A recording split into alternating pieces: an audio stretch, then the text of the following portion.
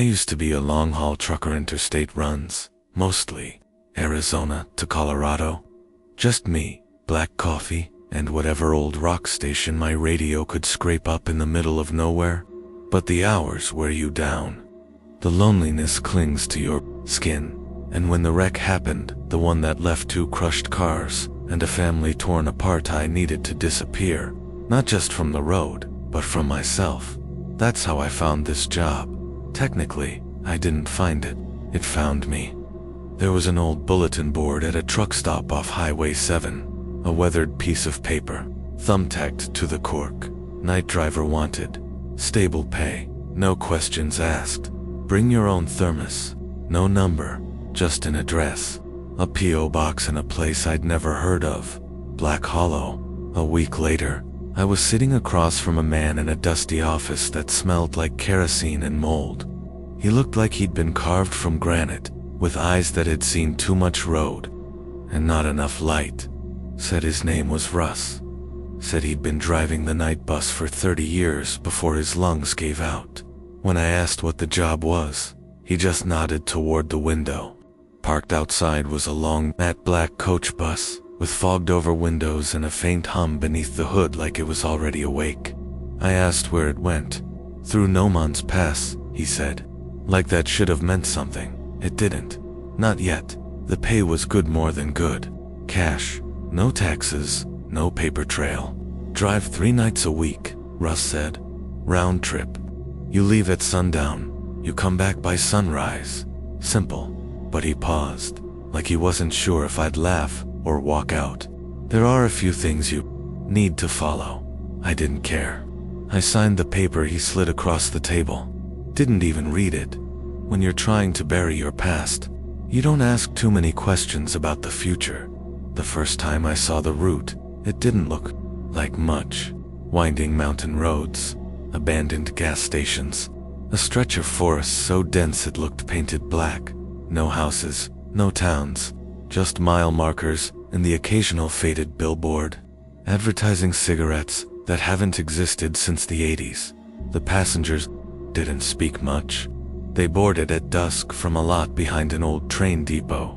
5, maybe 6 people each night. Always the same kind of folks-tired eyes, heavy coats, faces that looked blurred, somehow, like the light didn't know how to land on them. I chalked it up to poor lighting, or maybe just the fog that always hugged the edges of No Man's Pass like a living thing. The first few nights were uneventful. Long drives, in silence, static on the radio. I'd drop the passengers off at an unmarked station beyond the ridge, then turn around and come back. Russ would be waiting. "You're doing good," he'd say, handing me a brown envelope with my pay. "Just remember the rules, especially the one about her." I asked who her was once. He just looked at the bus and said, "You'll know." Last night, she was waiting at the 3rd stop, white dress, barefoot, hair hanging wet across her face. She didn't have a ticket. I didn't open the door, but I slowed down, and that was my first mistake. The depot where the not bus begins its route isn't on any map. You won't find it with GPS. It's a gravel lot behind a boarded-up train station, past a crooked sign that reads Hollow Junction, EST, 1913, where the pavement crumbles and the air smells faintly of rust and pine tar. It always looks wet there, even when it hasn't rained in weeks. Russ gave me a worn key and told me to arrive an hour before sundown. "You don't start late." "Not here," he said.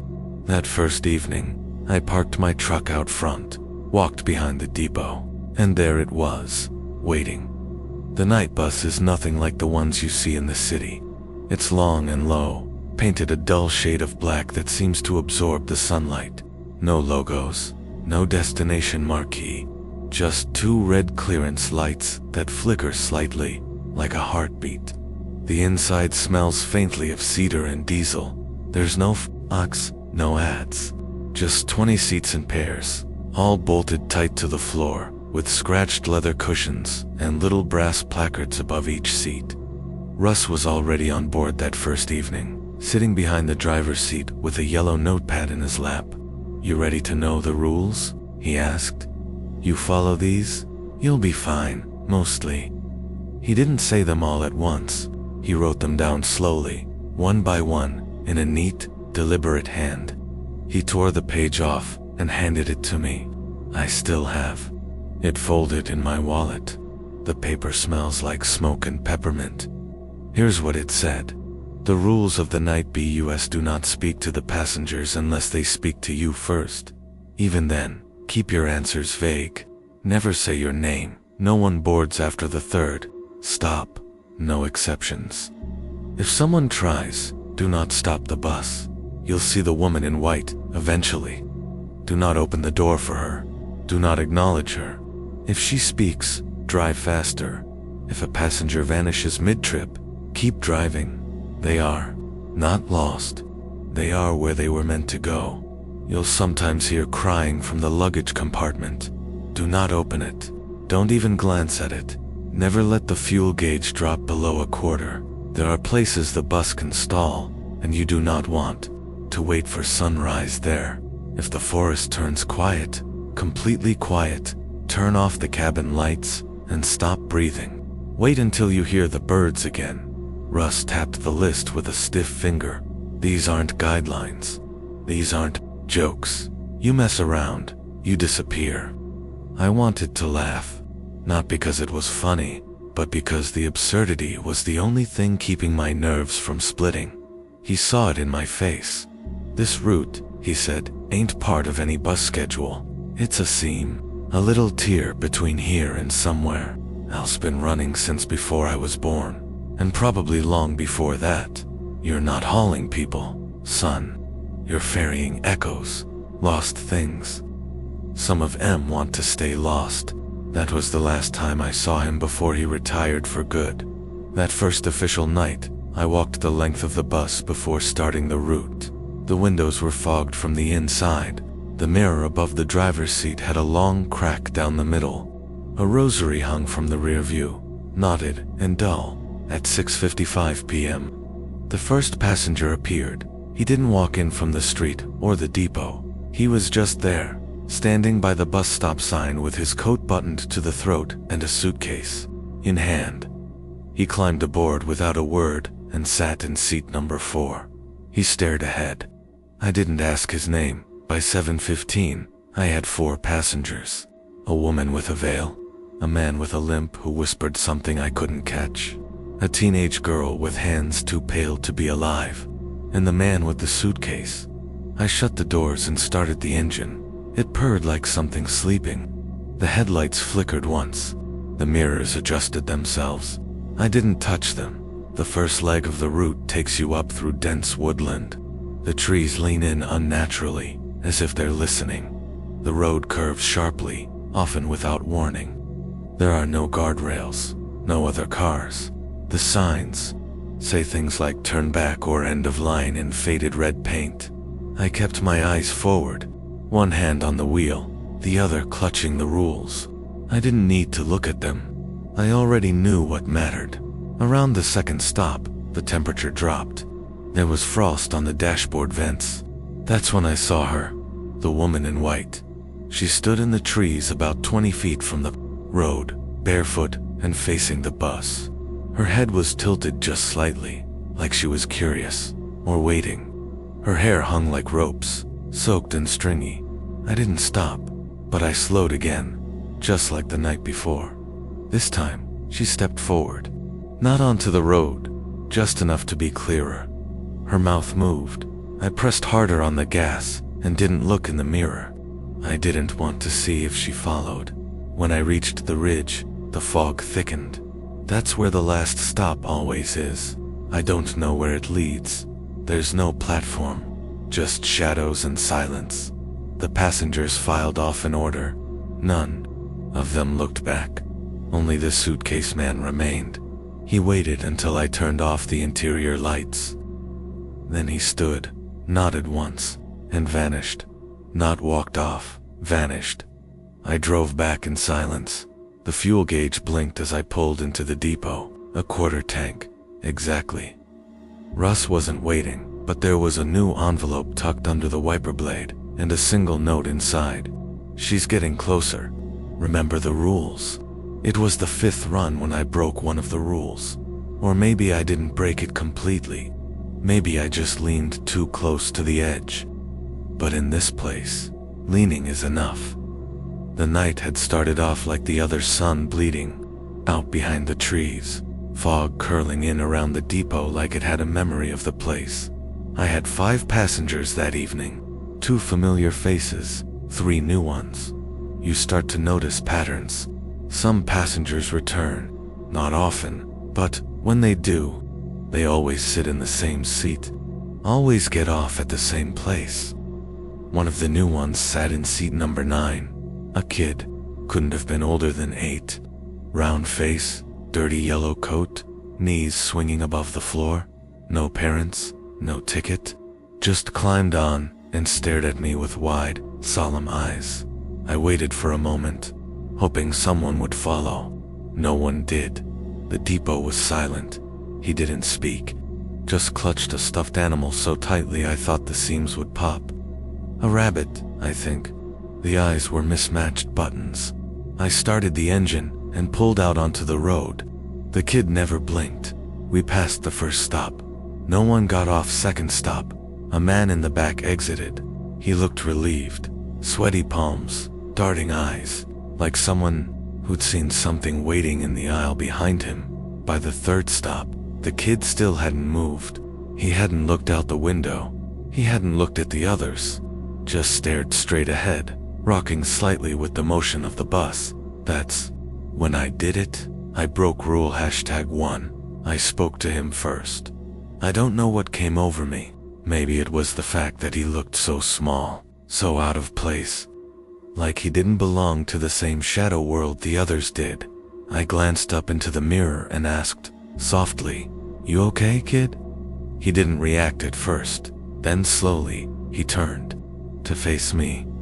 His mouth opened, but no sound came out. His eyes were glassy and wide, like he was trying to scream underwater. The rabbit dropped from his hands and landed with a soft thump on the floor of the aisle. That's when the lights flickered. All the cabin lights blinked out for 3 full seconds. Total black. When they came back on, the kid was gone. The rabbit, too. No footprints, no sound, no door opening, just gone.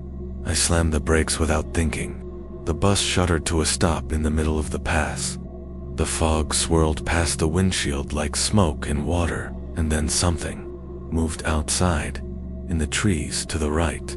Just a flicker of white between the trunks. I felt it before I saw it. That wrong kind of silence. The kind that presses in against your ears like a vacuum sealing shut. No wind, no insects, not even the hum of the engine.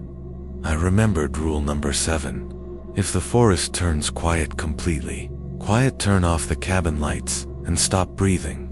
Wait until you hear the birds again. My hand reached for the light switch and froze. There she was, standing just beyond the tree line, her white dress trailing over the moss like smoke, her arms hanging too long at her sides, her head tilted, eyes black pits. Her mouth was a thin, unbroken line. She didn't move, but I swear to God, she was closer than the last time. I killed the lights, held my breath. 1 Mississippi, 2 Mississippi, 3. Something brushed the side of the bus, a slow, dragging sound, like fingertips across metal. I clenched the steering wheel hard enough, my knuckles popped. 4-5, a whisper, just outside the driver's window. Don't stop again then. A single bird chirped. Hi, Reedy, almost cheerful. The sound snapped the silence like a dry branch. I turned the lights back on, put the bus in gear, didn't look left, didn't look at the mirrors. I drove straight through to the ridge, dropped off the remaining passengers without a word. On the return trip, I found the stuffed rabbit sitting in the driver's seat, dry, clean, as if it had never left. Its button eyes stared straight ahead. I didn't touch it, not that night, not ever. After the kid vanished, I expected something, punishment, maybe reprimand, An envelope with a note in that same careful handwriting telling me I'd failed, that I was done. But there was nothing, just silence, and the rabbit. I left it on the dashboard, where it stayed unmoving. Its button eyes seemed to track me whenever I glanced at the mirrors. Sometimes, I'd find it turned slightly, facing toward the aisle, or with its ears pointing in a different direction than before. I never touched it. I never saw it move, but it did. Something was changing on the route, too. I could feel it. The shadows between the trees got deeper.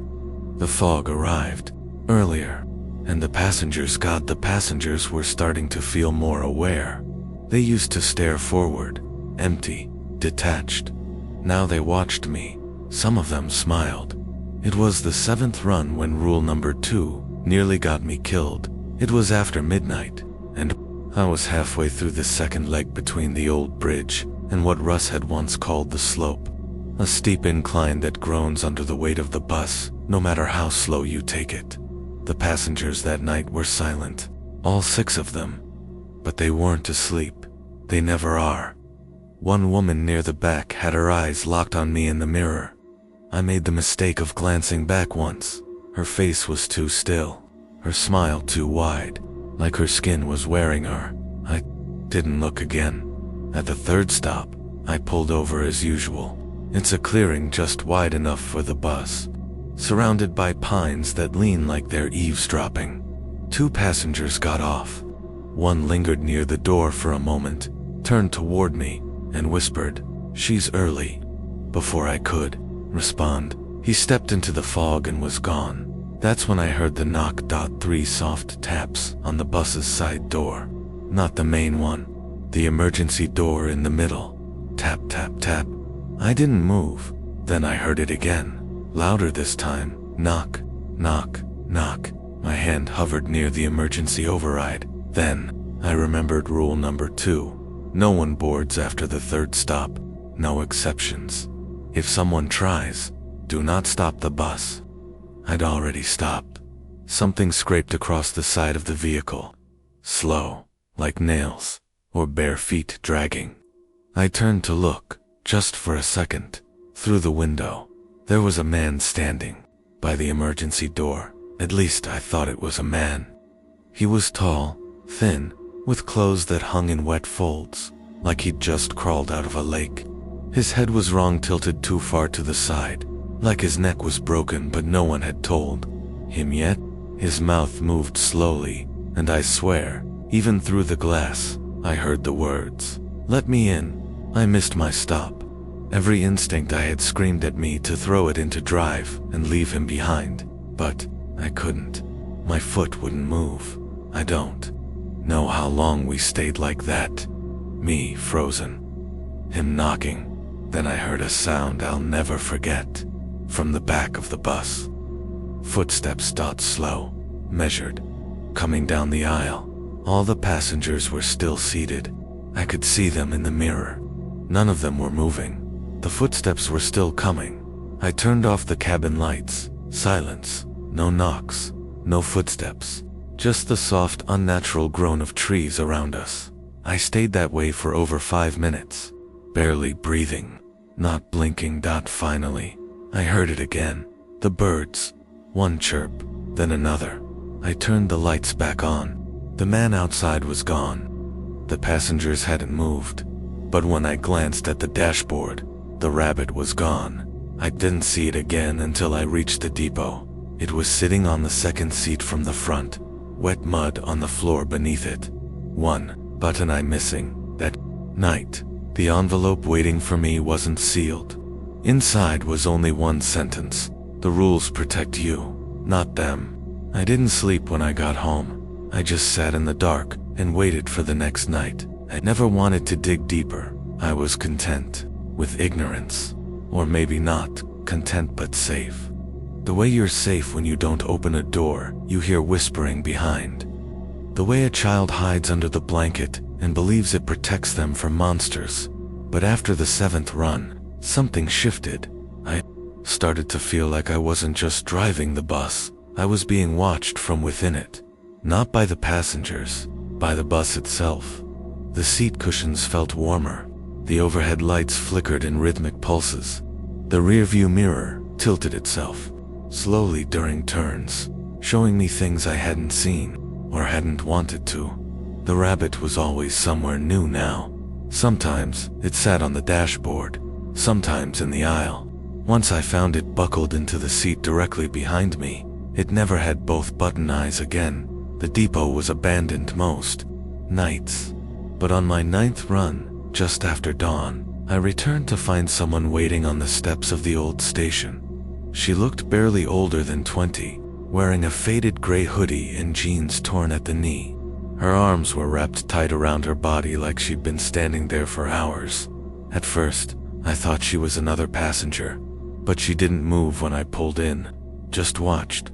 When I shut the engine off and opened the door, she walked up and said, "You drive it now." Her voice was quiet, not afraid, resigned. "Who are you?" I asked. "Used to be me," she said, "before Russ." That's how I met Lacey. We sat in the depot office, the same chair where Russ had first explained the rules. She looked around like it was a tomb. I ran it 3 years. Started when I was 18. Didn't ask why, just needed the money. Same as you, I'm guessing. I nodded. You followed the rules. She let out a soft laugh at first, but everyone breaks one eventually. That's how they get you to see. I asked her what she meant. She hesitated, then pulled out a ratty composition notebook from her bag. The cover was scratched up, but a faint title was still visible. Log Night Route 1, No Man's Pass. I kept track, she said. All the routes, the ones that vanished, the stops that moved, the passengers who came back different. I flipped through it. Page after page of detailed note states, weather conditions, passenger descriptions, odd sounds, fog patterns, even seat assignments. One line repeated across multiple entries. She's closer now. Lacey showed me the truth about the bus, that it wasn't just a vehicle. It's a conductor, she said. It's not powered by fuel alone. It runs on memory, regret, pain. That's why you'll start to forget things the longer you drive. It doesn't just take you through No Man's Pass. It feeds on what you bring with you. I asked her about the woman in white. Lacey's hands tightened. She's part of the road. Maybe was the road, or maybe the first thing ever left behind here. Nobody really knows. When I parked at the depot, there was no envelope, no rabbit, no wind, just the quiet hum of the bus. Engine still purring, even after I'd pulled the key out and on the windshield. Written in the fog by a finger I didn't see, "You're almost ready?" That night, I didn't go home. I stayed in the depot, pored over the logs. One page near the back caught my attention. Lacey had marked it with a folded corner. It read, "The bus doesn't just move through places, it moves through people. You're not the driver forever. Eventually you become the route." I stared at that line until the sun came up, and then I heard it again. The rabbit, sitting in seat. #1, whispering something I couldn't quite make out, but I swear it sounded like my name. By the time I reached my 13th run, I no longer cared about the money. The envelope still showed up neatly tucked under the wiper. Always the same weight, always sealed, but I hadn't opened one in days. What mattered now wasn't the cash. It was the pattern, the feeling that each trip through No Pass was circling something, tightening around it. Around me, I'd started hearing things. Even before I reached the bus, whispers, low and quick, in the trees behind the depot. The sound of breath right next to my ear in the cab, when no one else was near. I'd begun checking under the seats, with a flashlight before departure. Don't ask me why. I knew whatever haunted the route wasn't hiding under floor mats like a stowaway, but I couldn't help it. Something told me I needed to look, and on that 13th night, I finally saw what I wasn't supposed to. She boarded the bus. That should have been impossible. No one gets on after the 3rd stop. But that night, right after the 2nd passenger exited at mile marker 63, I felt the bus tilt, just slightly. The way it does when someone new climbs aboard. The door hadn't opened. There'd been no sound, but I looked up at the mirror and saw her, not the woman in white, someone else. She wore a conductor's uniform, an old one, navy blue, brass buttons. Dust clung to the folds of her sleeves like she'd been buried in the ground for decades. She walked down the aisle slowly and sat in seat number 19. Her head hung low. I tried to speak. My mouth wouldn't open, and then the lights cut out. Total black. No flicker. No warning. The dashboard went dark. The hum of the engine died. I reached for the ignition, but the key was gone, and then dash movement. Not outside, inside. I heard wet footsteps on the rubber flooring, heavy, uneven, the kind of steps someone takes when one leg doesn't work quite right. I froze in the mirror. I could see nothing, but I felt it closer, closer, and then I smelled her. The woman in white. Her scent is the first thing that hits you, salt and stagnant water, like a flooded basement left to rot. My eyes adjusted slowly, and I saw her silhouette at the back of the bus. Sheila's walking toward me. Step by step by step. Her feet left no sound, just a faint drip, drip, drip of water on the aisle floor. I tried to flick the interior lights back on. Nothing. I slammed the button 3 times. Nothing. I turned the ignition again. Dead. She kept coming. I stood up, heart punching my ribs, and backed down the steps of the bus. My foot slipped on something wet. The rabbit soaked face down. The bus began to tilt backward. Not roll, tilt, like something massive had stepped on its rear and was dragging it downward. I stumbled out, hit the gravel, rolled to my side and saw her face in the window. Not just in it, replacing it. Every pane down the side of the bus reflected her eyes, her lips, her open, waiting mouth. The doors opened, no sound. Just opened. Something started crawling out. I don't remember running. I only remember the sound of bare feet slapping pavement behind me, and a voice, not hers, the conductor. From seat #19, a low whisper, echoing around me, coming from inside my ears. You shouldn't have seen her eyes.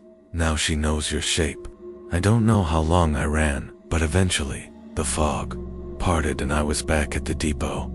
The bus was parked where I always leave it, engine idling, lights steady, but it was clean now. Dry. No rabbit.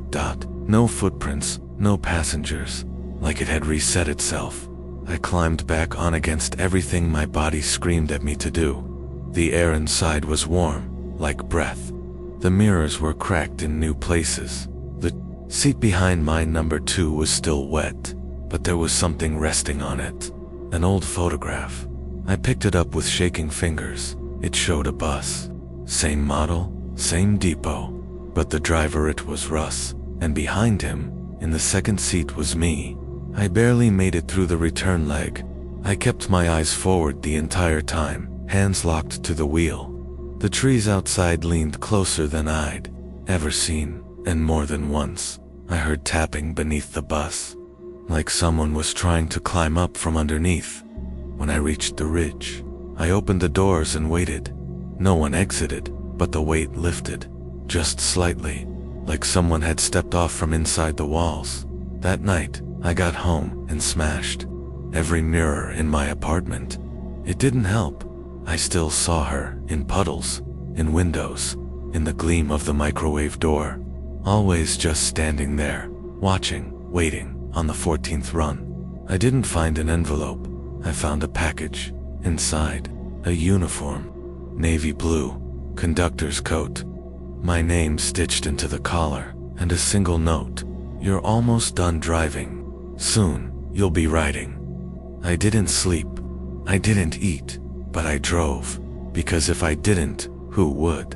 And if she didn't get where she was going, what would she do instead?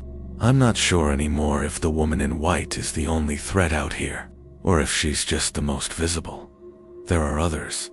Things I feel in the fog, figures that walk along the sides of the bus, but never try to enter. Things that whisper in numbers I don't understand.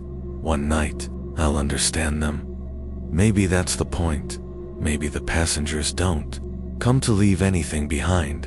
Maybe they come to become something. The bus never truly stops. Even when I sleep, I hear the engine idling. Even when I'm alone, I feel the aisles shifting beneath my feet. Even now, as I write this sigh, think it's already parked outside again, waiting. I hadn't seen Russ since the day he gave me the job. No calls, number visits, not even a note. He was like the ghost of the job itself, present only when I was dumb enough to think things were normal.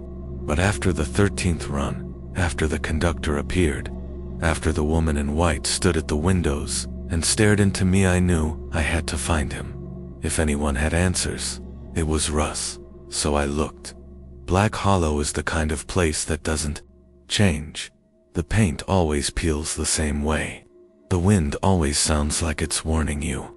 And even in the daytime, the depot seems to exist just after midnight. Russ had a trailer just past the South Ridge, down a long gravel stretch that doubled as a deer path. I drove out there just before dusk. I didn't tell anyone, not even Lacey. I needed this for myself. The trailer looked abandoned, half sunk into the dirt, shutters hanging crooked, power line chewed clean through. But the door wasn't locked. It swung open with a long, breathy creak. Inside smelled like dust, copper, and something older, something dead. I stepped carefully. The place was filled with papers, logbooks, envelopes, hundreds of them, all stamped with the same route code, NMP 001. I found maps, hand-drawn marking spots along the pass where time looped, where fog thickened, where passengers vanished. There were newspaper clippings too, obituaries of drivers, headlines about disappearances along the mountain highway, stretching back to 1949. And there were photos, stacks of them, every driver, every replacement. I was near the bottom of the pile, and Russ wasn't at the top. A knock broke the silence.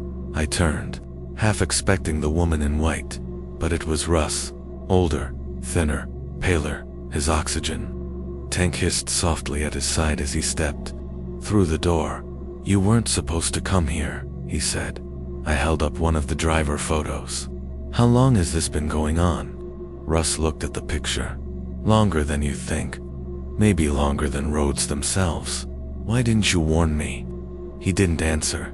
Instead, he walked to a drawer near the kitchen and pulled out a yellowed envelope, handed it to me. Inside was a letter. It was in my handwriting, but I'd never written it. The letter was dated 6 years from now.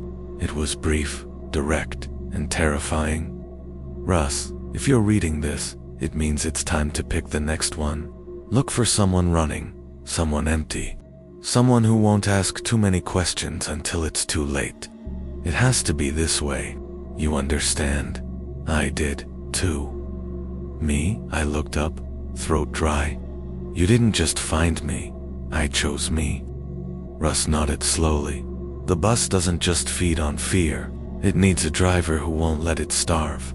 He poured us 2 drinks. I didn't touch mine. "I tried to leave once," he said. "Drove until I hit the coast. Parked the bus facing the ocean. Thought maybe if I just walked away, let the tide take me, she wouldn't follow."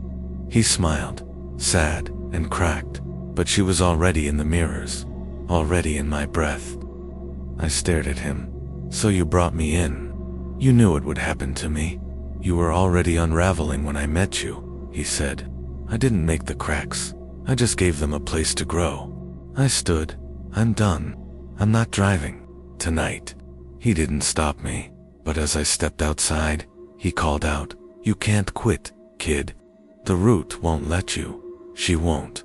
I kept walking, but in the rearview mirror of my truck, I saw him standing in the doorway, not alone. The woman in white was behind him, not staring at me, staring at him.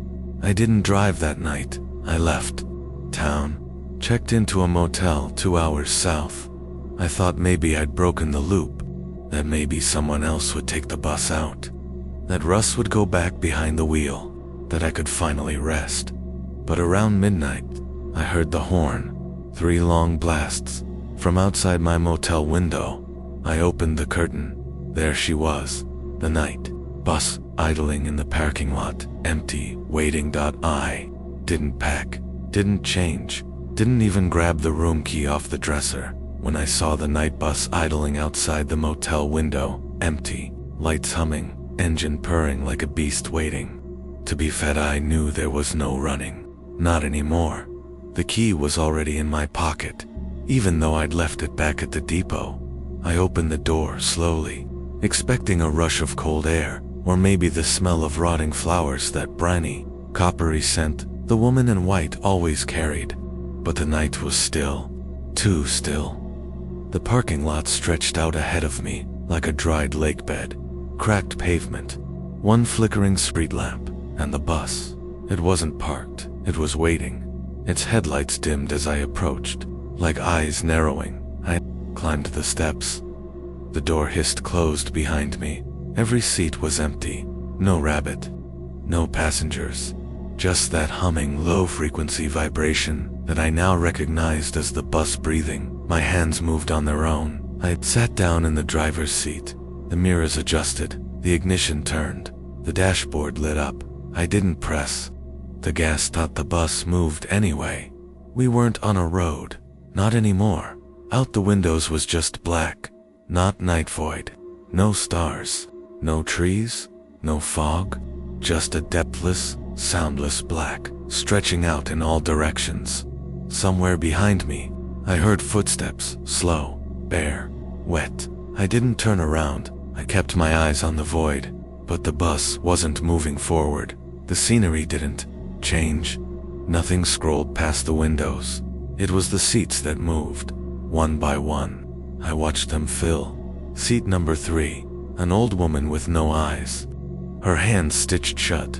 Seat number 7, a man with something twitching under his coat, like fingers pressed against his ribs from the inside. Seat number 11, a child with no face, just smooth, pale skin, smiling somehow. They weren't alive, but they weren't dead either. And then seat number 2 filled, not with a stranger, with me. Not the me I was now, the version from months ago. The first night I drove the route, wide-eyed, nervous, still human. He looked right at me, smiled, then slowly raised a hand and pointed forward. I looked ahead and saw the woman in white standing in the road. I slammed the brakes. The bus didn't stop. I hit the emergency override. The doors didn't open. She walked slowly toward the windshield, step by step, her dress flowing behind her like it was caught in underwater currents. When she reached the glass, she placed one pale hand against it and leaned in. Her face was mine, not aged, not twisted, just me, as if I'd already become her. Then the mirrors shattered all at once, not from impact, from pressure, like something inside them was trying to escape. The glass hit the floor, and where there should have been shards, there were eyes, dozens of them, rolling, blinking, staring straight up at me. I screamed, and for the first time, the bus stopped. The lights cut.